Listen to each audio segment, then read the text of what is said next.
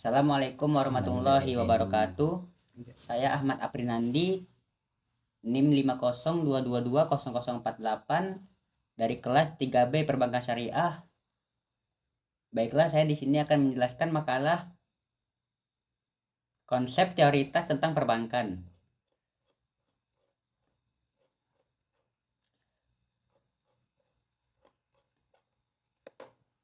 Pengertian bank. Undang-Undang Perbankan Nomor 7 Tahun 1992 yang definisinya bank adalah lembaga keuangan yang tugas atau fungsinya menghimpun dana dalam masyarakat dalam bentuk tabungan, deposito, dan giro, dan menyalurkan ke masyarakat dalam bentuk kredit atau pembiayaan. Kegiatan menghimpun dana berupa mengumpulkan dana dari masyarakat dalam bentuk simpanan, giro, tabungan, dan deposito. Biasanya diberikan balas jasa yang menarik seperti bunga dan hadiah sebagai rangsangan bagi masyarakat. Sedangkan jasa perbankan lainnya diberikan untuk mendukung kelancaran kegiatan ulama tersebut. Perbankan adalah segala sesuatu yang menyangkut bank, mencakup kelembagaan, kegiatan usaha, serta cara dan proses dalam melaksanakan kegiatan usahanya. Sedangkan bank adalah salah satu badan usaha finansial yang menghimpun dana dari masyarakat dalam bentuk simpanan dan menyalurkannya kepada masyarakat dalam bentuk kredit dan atau bentuk-bentuk lainnya dalam rangka meningkatkan taraf hidup masyarakat banyak. Bank umum adalah bank yang melaksanakan kegiatan usaha secara konvensional dan berdasarkan prinsip syariah yang salah satu kegiatannya memberikan jasa dalam lalu lintas pembayaran. Selanjutnya yaitu sejarah bank. Lembaga perbankan yang hadir di Indonesia pertama kali tentunya tidak terlepas dari kolonial Hindia Belanda. Pada tahun 1746, VOC memberikan De Bank van Lening untuk mempermudah aktivitas perdagangan VOC di Indonesia. Seiring perjalanannya, De Bank van Lening tidak beroperasi dengan baik. Akhirnya pada tanggal 1 September 1752 didirikan De Bank Courant and Bank van Lening. Namun De Bank Courant and Bank van Lening juga tidak berhasil beroperasi dengan baik yang berakhir dengan kebangkrutan. Pada akhir abad ke-18, VOC di Indonesia diambil oleh pemerintah kerajaan Belanda. Hindia Timur jatuh ke tangan Inggris setelah masa pemerintahan Herman William Deydels dan Jason. Sejarah mencatat ada beberapa bank yang memiliki peran penting di Hindia Belanda.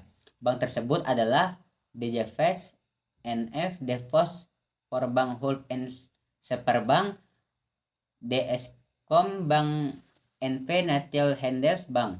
Bank Belanda yang berhasil berkembang dan menjadi cikal bakal Bank Sentral Indonesia adalah Dejavas Bank.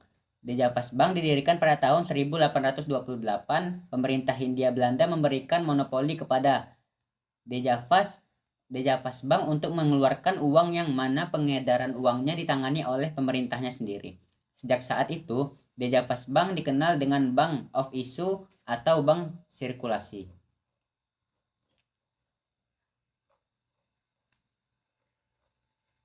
Pada tahun 1946, Bank Negara Indonesia didirikan dengan berkedudukan sebagai bank sentral, Yayasan Pusat Bank Indonesia.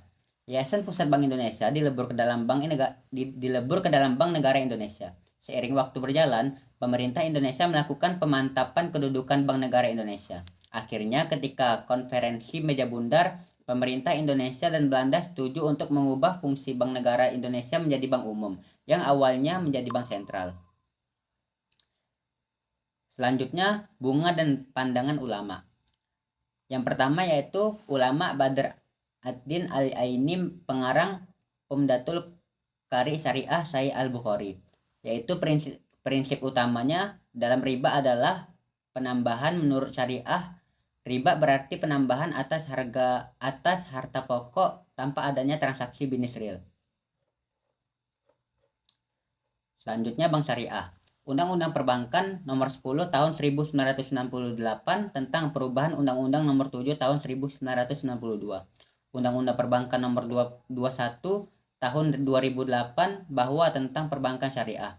Bank syariah adalah suatu bank yang dalam aktivitasnya baik dalam penghimpunan dana maupun dalam rangka penyaluran dananya memberikan dan mengenakan imbalan atas dasar prinsip syariah.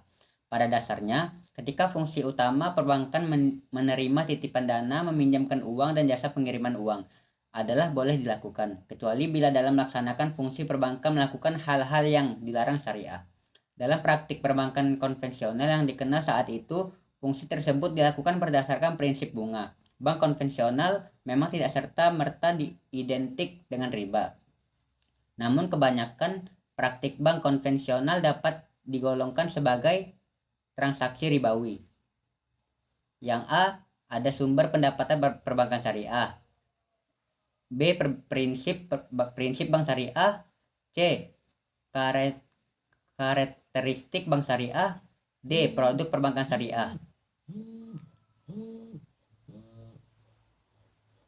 Selanjutnya,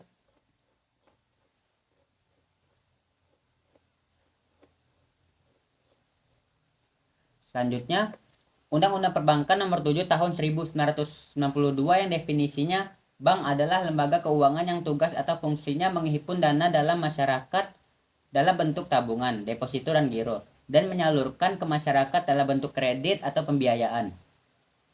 Perbankan Islam adalah lembaga keuangan yang menjalankan aktivitas perbankan konvensional murni yang tidak sama sekali ada kaitannya dengan kegiatan keagamaan yang akan menimbulkan kontradiksi apabila terjadi sebuah kesalahan.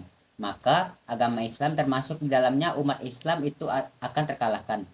Namun dalam kegiatannya perbankan Islam tidak boleh menyimpang dari landasan dan prinsip-prinsip Islam itu sendiri. Karena timbulnya perbankan Islam adalah untuk menyempurnakan dari sistem sosialis dan konvensional yang bukan saja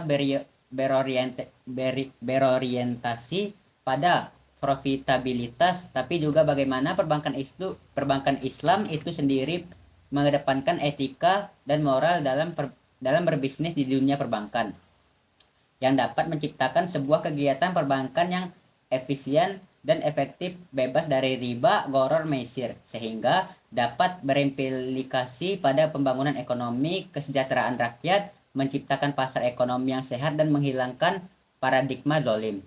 Sekian presentasi dari saya, kurang lebihnya mohon maaf. Wassalamualaikum warahmatullahi wabarakatuh.